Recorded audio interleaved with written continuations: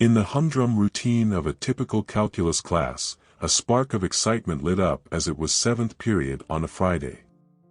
Spring break was about to begin, and the antsy restlessness of the students was palpable. We had been fortunate to dodge a test that day, unlike many of my peers in other classes. Our laid-back teacher, sensing the collective restlessness, chose to engage us in a game on sporciale.com, lightening the mood with a brand logo quiz.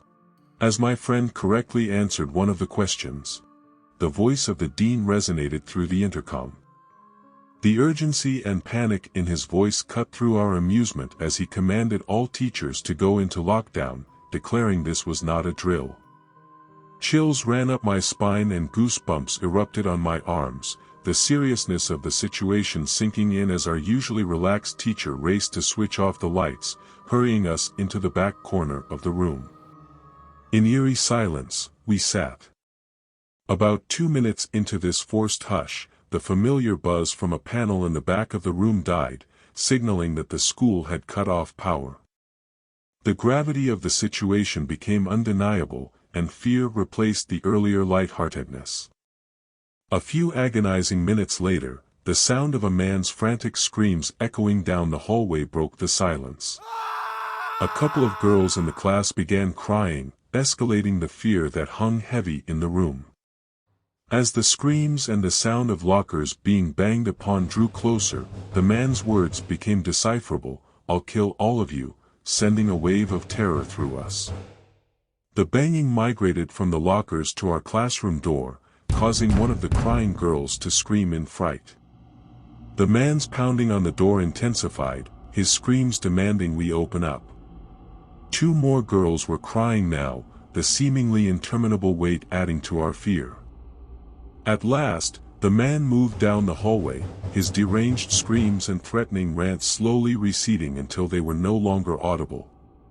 What felt like an eternity but was probably about 10 minutes later, the dean came back on the loudspeaker and revealed the harrowing situation. An apparently mentally disturbed man had attacked the front desk receptionist and entered the building. Given that the school lacked proper security measures and surveillance cameras, the breach was alarmingly easy. The staff had searched the school premises and, finding no trace of the intruder, allowed teachers to resume classes, with strict instructions to keep all doors locked and not to permit any student to leave under any circumstances. The most chilling part of this horrifying incident was revealed later. A janitor working the night shift found the intruder asleep in one of the storage closets near the back end of the school, a .44 Magnum peeking out from his pocket. The janitor must have inadvertently woken him up, for when the police arrived, the man had vanished. To the best of my knowledge, nobody in my class knows whether the man was ever apprehended, but I choose to believe that he's currently receiving the help he so desperately needs.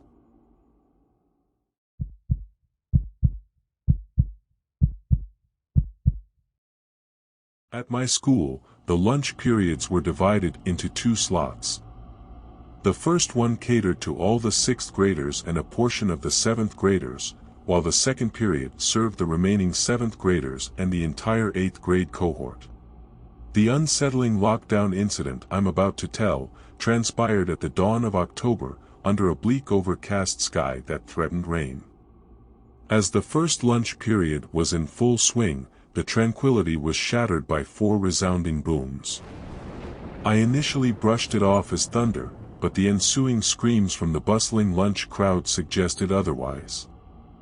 I'd assumed that the students were merely overreacting, that is, until the campus security hurried in, their stern faces betraying concern.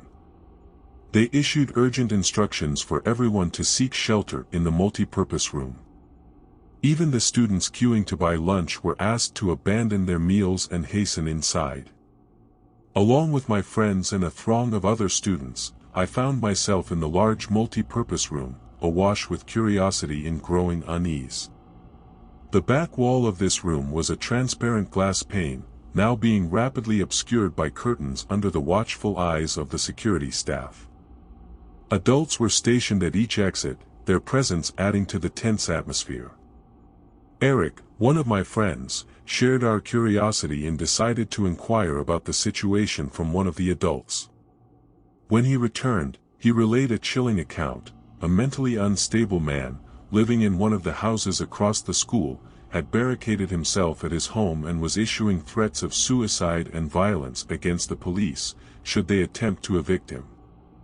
Furthermore, the man had been loitering around the school, casting eerie gazes upon the children. As if this wasn't alarming enough, Eric revealed the man was a registered sex offender. With this unsettling information, our hour-long confinement in the multi-purpose room felt even more unnerving, as we were consuming 2 class periods within the lockdown. Once the situation had been diffused, we were escorted to our classrooms one by one. A subsequent conversation with my friend, Brandy, who lived next to the disturbed man, offered an even more macabre piece of information. She recounted the previous Halloween, when she had seen the same man through his window, mutilating his arm and using his blood to scrawl a sinister warning, "Don't come here or I'll kill you." At the time, it was dismissed as a Halloween stunt. However, in the wake of this harrowing lockdown, we realized the gravity of the man's mental instability, and were grateful that he had never approached us.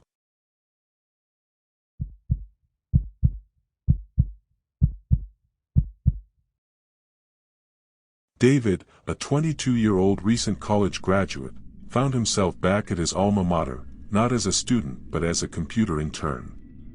The job placed him in the school's chaotic basement, which despite its disorder, harbored a pleasant 3-person office. This office was a sanctuary amidst the clutter, equipped with spacious desks, 2 mini fridges, a mounted flat-screen TV, and a coveted air conditioning system, a privilege not afforded to the students and teachers above. The office also contained all the servers and other technical equipment necessary for his job, a position he'd secured with the help of 3 of his former computer teachers. David's new work life was fairly enjoyable, but this tranquility was disrupted by an event that unfolded just a few weeks into his job. On that day, his office companions, Gary and Dave, were elsewhere in the building, leaving David alone in the office. As he relished his lunch sandwich, a call from the front office informed him about a school-wide lockdown.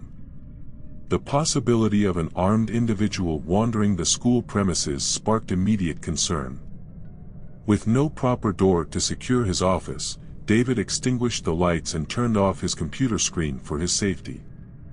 He reached out to his absent colleagues, Gary and Dave, but their silence amplified his anxiety. As David waited in the darkness, passing time by playing games on his phone, he longed for the all-clear from the front office. His isolation in the basement deprived him of any updates about the situation above. His worry spiked when he heard the grating sound of the basement door opening.